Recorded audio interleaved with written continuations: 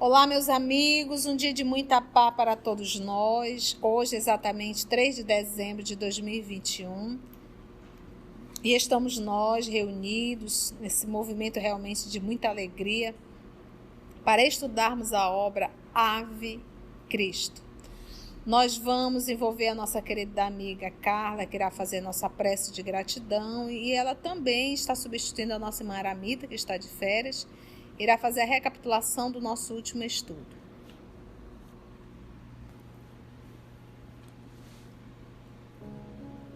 Amado Jesus, mais uma vez te agradecemos a oportunidade de estudo, de aprendizado, de nos ver em dificuldades e encontrar soluções sem termos que passar por elas.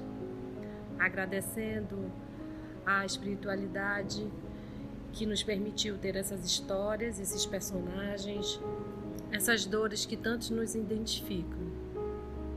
Abre o nosso entendimento e que possamos tirar o melhor desse estudo. Que assim seja. Estamos ainda na conversa dos anciãos sobre se na peste eles se resguardam e ficam trancafiados ou se eles vão ao trabalho. E o irmão Corvino insiste que seria uma desonra, seria uma traição para com todos aqueles que sofreram nos martírios se eles ficassem trancados. Porque os outros que sofreram tanto e eles vão ficar trancados esperando, que não seria o correto. E ainda estamos aí nessa conversa.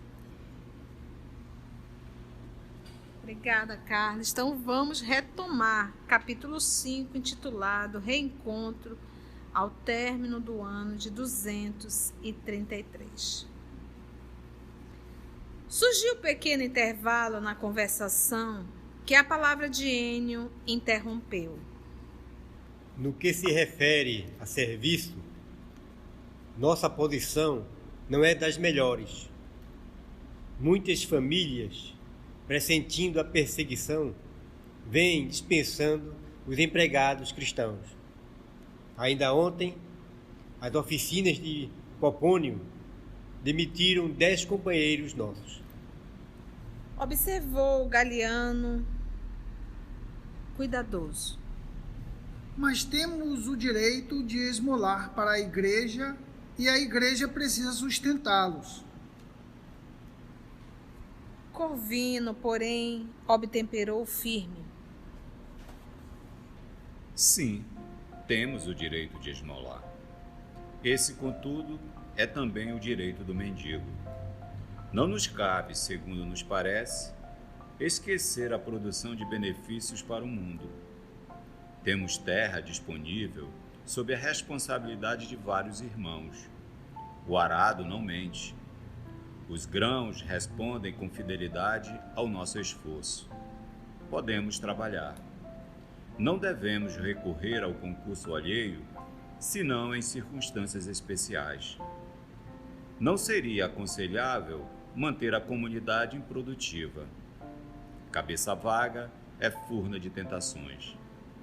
Creio em nossa possibilidade de auxiliar a todos por meio do esforço bem dirigido.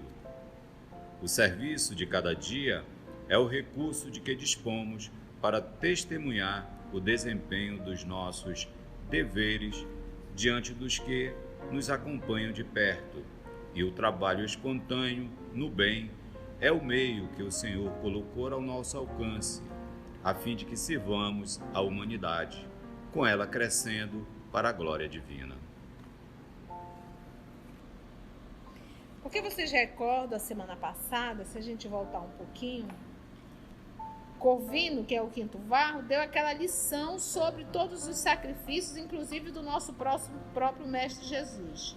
Mas ele disse que cada um tem a liberdade de escolha, a nível de a vitória do cristianismo, com a livre manifestação do nosso pensamento, é obra que nos compete concretizar. E aí ficou aquele intervalo e veio Enio, novamente Enio, disse assim: no que se refere a serviço, nossa posição não é das melhores. Muitas famílias, pressentindo a perseguição, vêm dispensando os empregados cristãos. Porque se vai iniciar novamente o início da perseguição, é melhor nos livrarmos de cristãos que possam estar aqui trabalhando para cada um de nós. Ou seja, muito cristão desempregado. Pula o Galiano e disse o quê? Que nós teríamos o direito de esmolar para a igreja e a igreja precisa sustentá-los. Então, já que são cristãos e que foram demitidos por serem cristãos, a igreja pode esmolar, ou seja, pode pedir dinheiro e sustentar esses cristãos. E aí vem uma lição novamente de Corvino em relação ao trabalho. A titia faz uma crítica. Aqui nós temos, infelizmente, eu não sei nos outros estados, mas nós temos muitas pessoas que utilizam crianças, inclusive recém-nascidas, vão para os sinais e é de dar dó de ver aqueles adultos segurando aqueles bebês para sensibilizar o coração e ali poderem receber as suas doações. É algo que me dói na alma e a gente pensa assim, dar dinheiro seria incentivar esse comércio, que chega a ser perverso, porque Manaus é muito quente. Agora até está chovendo bastante, então às vezes eu vejo crianças embaixo de chuva. E ao mesmo tempo eu me pergunto onde estão as autoridades do nosso estado. Porque tem leis que protegem as crianças, independente se são do Brasil ou fora do Brasil, mas estão dentro do nosso país. Então, às vezes a gente chama isso de caridade. Caridade seria encostar e dizer por que a senhora está aqui, o que está acontecendo, a senhora tem trabalho, a senhora quer trabalhar. Isso sim seria uma forma de resolver. Eu digo, poxa, se para nós, a sociedade, isso está algo visível, será que não está para os responsáveis? Para aqueles que são pessoas que trabalham direcionado realmente para as crianças e o adolescente? Então, até quando nós teremos esse tipo de situações críticas e dolorosas e dar dinheiro para essas crianças e para essas senhoras que se colocam usando crianças? Isso não é caridade, isso é incentivar o erro. Se quer fazer o bem, faça realmente o bem. Então, aqui a ideia era, vamos pedir dinheiro para a gente poder sustentar. Olha a resposta de Corvino. Temos o direito de esmolar. Esse, contudo, é também um direito do mendigo. Ou seja, somos mendigos? Não nos cabe, segundo nos parece, esquecer a produção de benefícios para o mundo. Então, se eu for só esmolar, só pedir, qual é o trabalho que eu estou dando ao mundo? Temos terra disponível, sob a responsabilidade de vários irmãos. Então, se temos terra, por que não vai trabalhar? Porque você para pensar, eu olho para uma jovem dessa que está com uma criança na mão, que deve ter 20 e poucos anos no máximo. Perfeita! Gente, casa para limpar, terreno para limpar, roupa para lavar, serviço nunca nos falta. Temos terra disponível sob a responsabilidade de vários irmãos. O arado não mente. Plantou, trabalhou, o arado responde. Se você tem um terreno vazio, o que aquele terreno está te dizendo? Qual é a verdade que ele está te dizendo? O povo aqui não planta, é preguiçoso. Mas se você chega ali naquela terra, produzindo plantas, tudo, qual é o recado que aquela terra está te dando? O povo aqui trabalha. Porque se você entra no jardim, você vê tudo florido, você não pensa que ele faz o serviço sozinho. Alguém está mantendo aquilo ali. Alguém está trabalhando ali. Os grãos respondem com fidelidade ao nosso esforço. Plantou milho, vai colher. Soja vai colher. Arroz vai colher. Feijão vai colher. Café é só plantar. Podemos trabalhar. Não devemos recorrer ao concurso alheio, senão em circunstâncias especiais. Pega o apóstolo Paulo.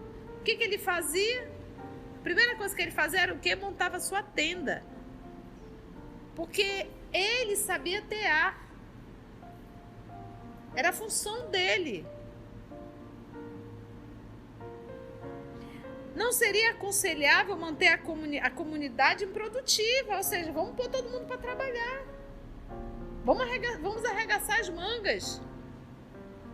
Cabeça vaga é furna de tentações. É mentira isso?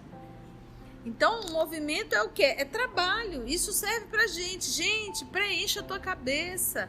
Eu digo que o pior castigo que pode existir para um ser humano é a ociosidade. Às vezes nós temos muito tempo vazio e cabeça vazia a gente pensa muita besteira. Então, dê sentido à sua vida, procure o que fazer. Procure o que fazer. Não deixe a mente vazia. Ociosidade. Creio em nossa possibilidade de auxiliar a todos, através do esforço bem dirigido.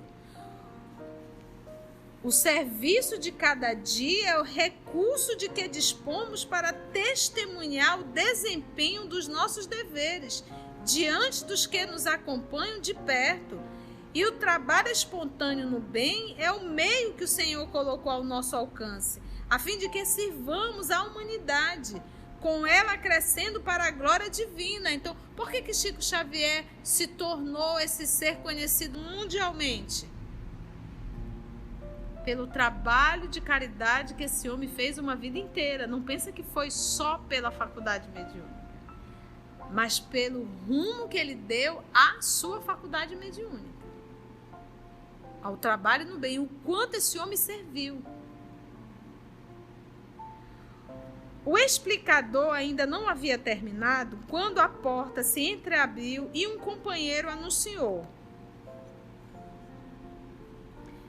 Irmão Corvino, a irmã Pontimiana roga-lhe a presença. O presbítero, lembrando presbítero, uma palavra grega que quer dizer ancião, sacerdote, usado no cristianismo, tá? A palavra presbítero. O presbítero pediu permissão aos confrades e retirou-se. Na praça pobre de acesso ao templo, que mal começava a erguer-se, uma senhora respeitável esperava. Era a guardiã do palácio rural. Olha de quem, gente? De Opílio Vetúrio. Falou em Opílio Vetúrio, você já lembrou de quem? Tassiano. Embora contrariando o esposo, fizera-se amiga fiel da igreja, ouvindo Corvino que lhe amparara a renovação espiritual passo a passo. Não obstante idosa, Pontimiana revelava extrema agudeza nos olhos lúcidos que sempre refletiam a cristalina bondade de sua alma, tantas vezes auxiliada pelo presbítero. Convertera-se em prestimosa irmã dele, devotando-lhe estima sincera. Sorridente, saudou-o e foi logo informando: Tassiano, o menino agora rapaz que o senhor conheceu em Roma, chegou hoje. Tratando-se de alguém cujo destino sempre lhe interessou, vim trazer-lhe a notícia. O semblante do religioso cobriu-se de extrema palidez. Enfim, reveria o filho bem-amado. Quase 20 anos haviam decorrido. Constantemente procurava-o no rosto dos órfãos e achara-lhe o carinho no peito das crianças sem lar que o buscavam, trêmulas de frio. Em todas as preces ao Senhor, lembrava-lhe o nome, no hino da alma, consoante as lições do apóstolo que lhe consolidara a fé, consagrara-se ao trabalho da terra, distanciara-se dos conhecimentos náuticos, renunciara à vocação do comando, amaciara a voz e aprendera a obedecer. Tomando o velho Corvino por padrão renovador, Dividia a existência entre o santuário e o serviço comum.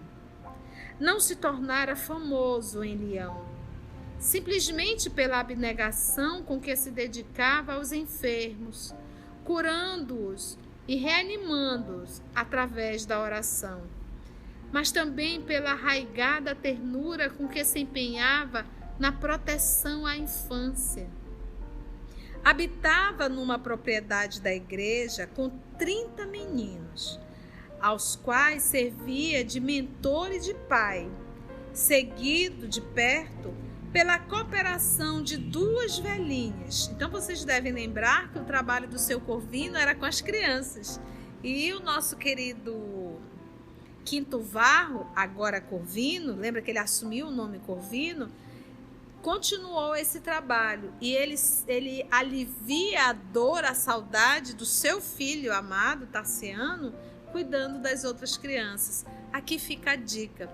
Às vezes nós, na condição de mãe, filhos nossos retornaram à pátria espiritual e a gente se tranca na escuridão do egoísmo. É hora de nós alimentarmos essa saudade, alimentarmos, na verdade, saciar, amenizar, e até mesmo dar um norte, cuidando de outras crianças, de outros jovens. Eu sinto muita falta da minha mãe, do meu pai. Vá para um asilo, vai cuidar de idosos. Você estará fazendo bem para você e para o seu ente querido que retornou à pátria espiritual. Porque o teu sofrimento, o teu desespero só prejudica não só você, mas também a esse ente querido que retornou à pátria espiritual. Então, a melhor forma de fazer o bem, a melhor forma de realmente de estar bem e de fazer o bem é fazendo o bem. Engraçado, só fazendo o link com o livro lá, Libertação, que é o mesmo conselho da veneranda para como recomeçar o trabalho quem está na culpa. É saindo de si, fazendo bem para os outros, você vai aprendendo também, né? Isso mesmo, Carlinha. E a gente começa a pensar que tudo isso, em verdade, é as orientações do nosso Senhor Jesus. Mas ficar trancado em nossa dor, em nosso quarto, me perdoe. Isso vai adoecer o teu corpo, você vai entrar em depressão, você está fazendo muito mal à sua encarnação e também passa a fazer muito mal a esse ente querido que retornou à pátria espiritual. E quem nos alimenta é o amor. Então, às vezes, nós temos mulheres que são assim, nossa, excelentes mães, mas que chegam a um nível que todos os filhos casaram e se foram, e ela se sente ali com a síndrome do ninho vazio, não é isso? Gente, tem um monte de criança precisando de mãe. Então, faça esse movimento, porque você tem esse amor para dar, você tem essa energia materna. Então, vá para um orfanato, ajude, cuide. Nisso você vai estar se plenificando. Vamos ver então como está o nosso Corvino agora. Quinto Varro, convertido em presbítero, encontrara nos pequeninos o alimento espiritual da alma saudosa.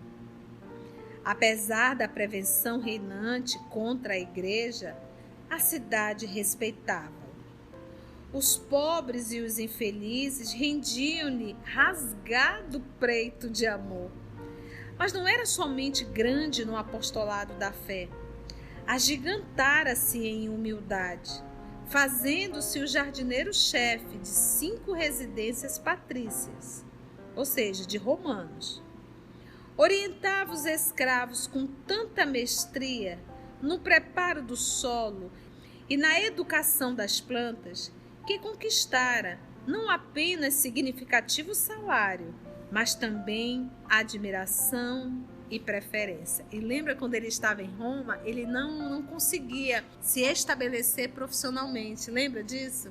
E nós sabemos que um dos responsáveis era o próprio Vetúrio.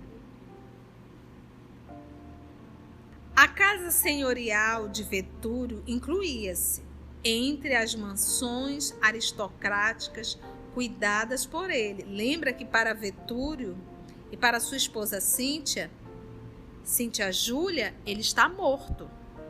Mas quem morreu no lugar dele foi justamente o senhor Corvino. Lembra disso lá na embarcação? Então, Para todos, inclusive para Tassiano, o pai está morto. Agora, o que foi dito a Tassiano? Que quem matou o pai dele foram os cristãos. Lembra sempre disso, para a gente entender a raiva de Tassiano pelos cristãos. A casa senhorial, então, de Vetúrio incluía-se captar a confiança dos mordomos e a estima dos servos.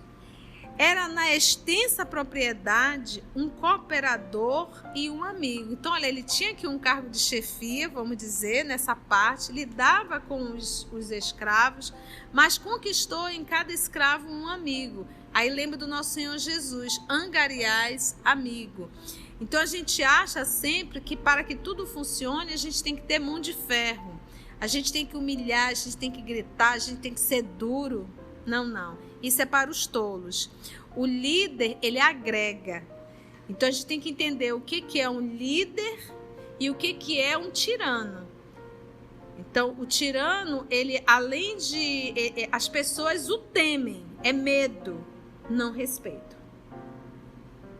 E na ausência do tirano, eles não realizam.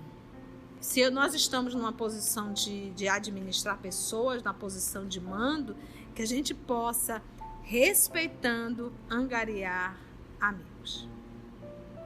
No fundo, Varro sabia que esse era o único recurso de rever Tassiano e oferecer-lhe os braços paternais. Desvelara-se, por isso, na formação do parque, no meio do qual se levantava a casa de Opílio. Nenhum jardim em Leão se lhe igualava em beleza. E formado por Alésio e Pontimiana, que algumas vezes visitavam Roma, de que o filho era apaixonado por rosas rubras.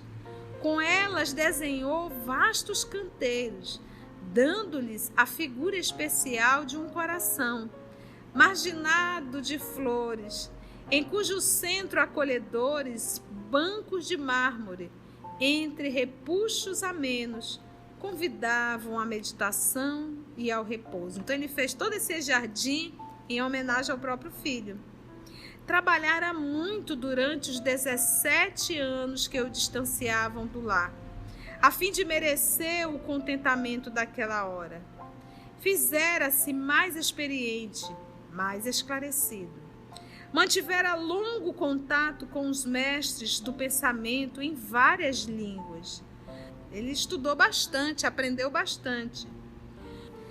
Sobrenadara a corrente de aflições do próprio destino e procurara vencer todos os percalços para comparecer, ainda que para sempre anônimo e irreconhecível, diante do filho, incessantemente lembrado, com a dignidade do homem de bem. Naquela época tinha foto, gente? Não tinha.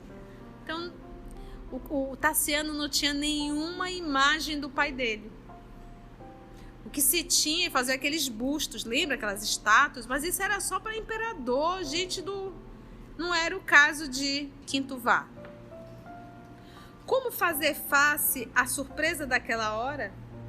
Teria forças para abraçar Tassiano sem comprometer-se?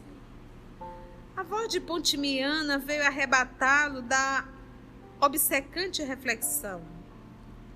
Irmão Corvino, o senhor sente-se mal, porventura?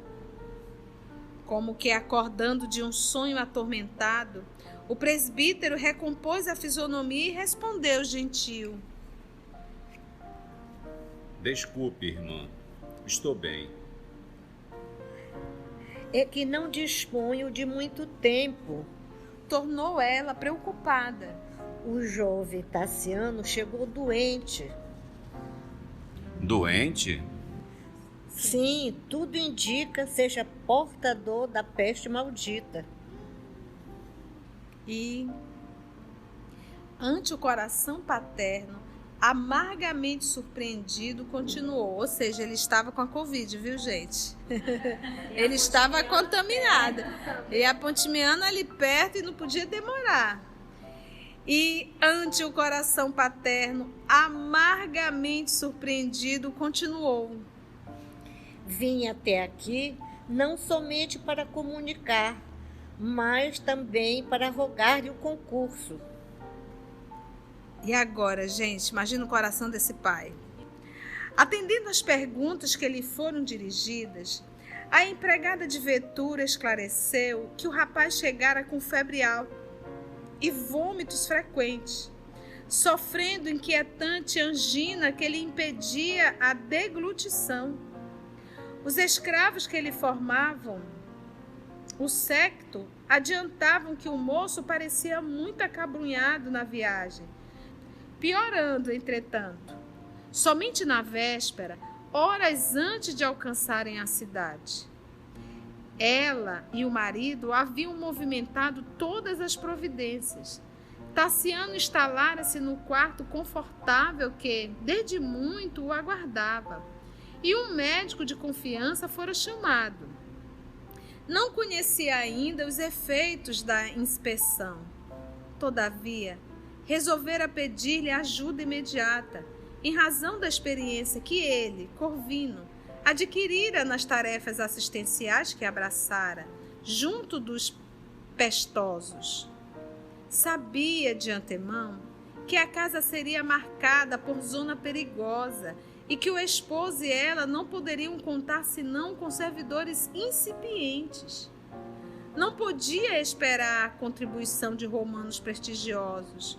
Os patrícios de nomeada, em maioria, estavam em vilas campestres a longas distâncias, receosos de contágio. Qualquer semelhança é mera coincidência.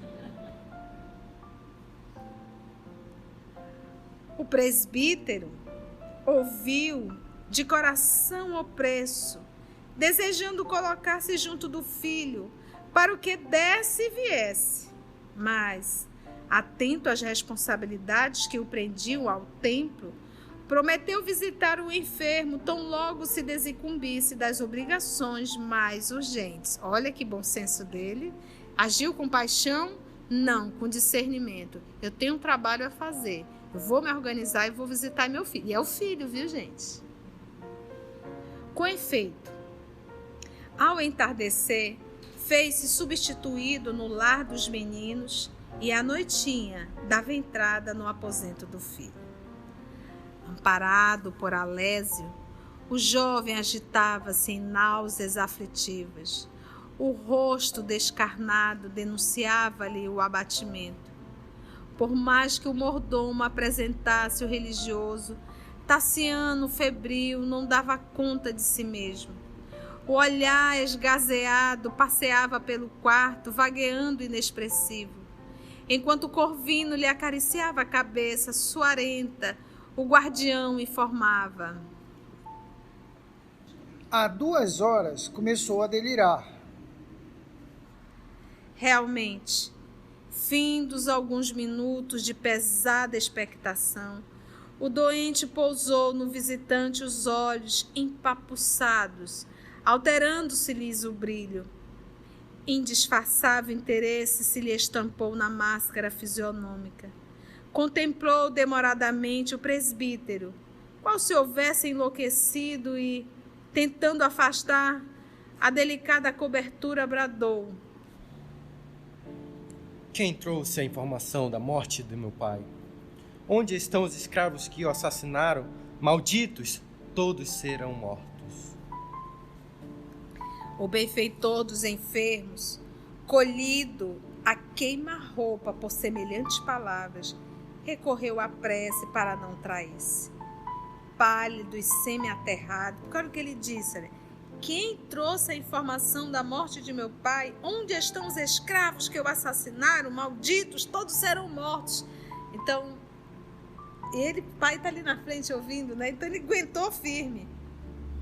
Pálido e semi-aterrado, orava em silêncio, enquanto Tassiano, como se entrevisse a realidade dos desvarios da febre, prosseguia gritando.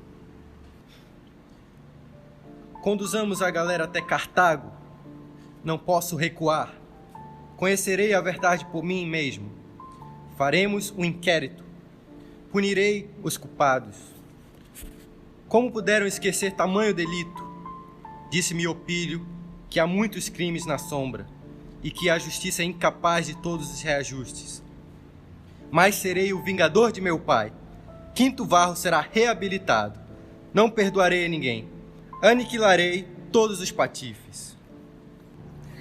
Nós temos que entender que ele está aqui numa febre, delirando, mas ele está colocando, exteriorizando as dores que ele carrega.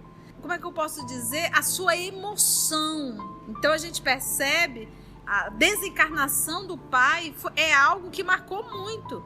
E nesse momento de febre alta, ele está ali expondo. E ele conversou com o Opílio, né? Dá a entender que ele conversou com o Opílio sobre o crime. E o Opílio disse, tem muito crime sem justiça, sem punição, não dá para cobrir tudo. Parece, deixa entrever que algumas vezes eles conversaram sobre isso. Sim, né? com certeza. Ele deve ter. Alguém contou a história para ele. Ele está revoltado com essa situação. Está revoltado com a morte. O pai foi assassinado. Na cabeça dele, o pai foi assassinado. E seria, mas infelizmente, quem mandou está bem pertinho dele. Ele está dormindo com o inimigo, como diz. Preocupado, talvez, com a estranheza do irmão Corvino, o esposo de Pontimiana falou-lhe reservado. O rapaz, fora de si, lembra-se do pai assassinado há muitos anos, por escravos nazarenos, na embarcação que o conduzia para a África, em missão punitiva. E provavelmente porque o interlocutor apenas se manifestasse através de monossílabos, acrescentou: Quinto Varro era o primeiro marido da patroa. Consta que viajava rumo a Cartago, incumbido de providenciar o castigo de vários cristãos insubmissos, quando foi apunhalado por servidores irresponsáveis e inconscientes. Arejou um dos lençóis que envolviam o paciente e prosseguiu.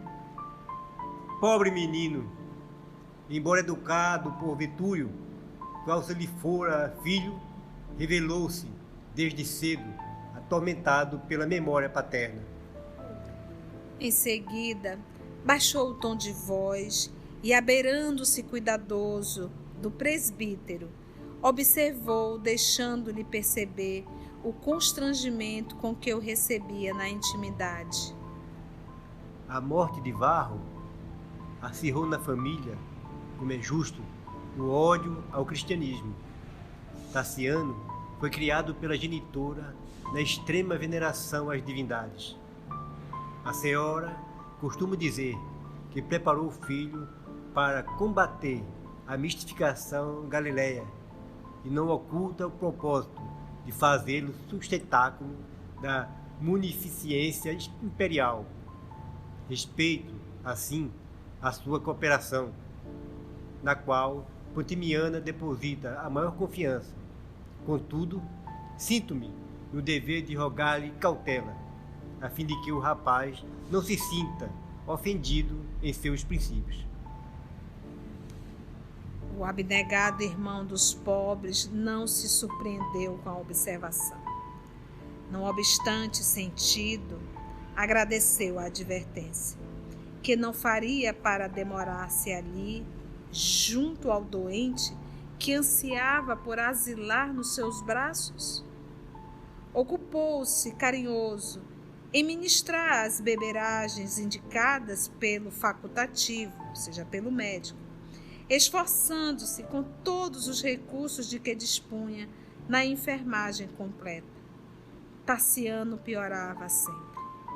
Noite alta, Alésio e a esposa se recolheram, recomendando a 3 escravos prestimosos se revezassem no trabalho noturno de assistência. O irmão Corvino, porém, não arredou o pé do leito. Demorava-se o moço na fase culminante da febre insidiosa.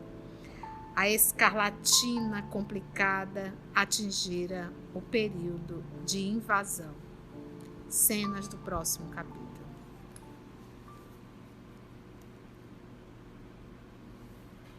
Quanta emoção, hein, gente, esse encontro.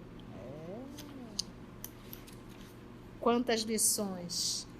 Assim é a nossa vida.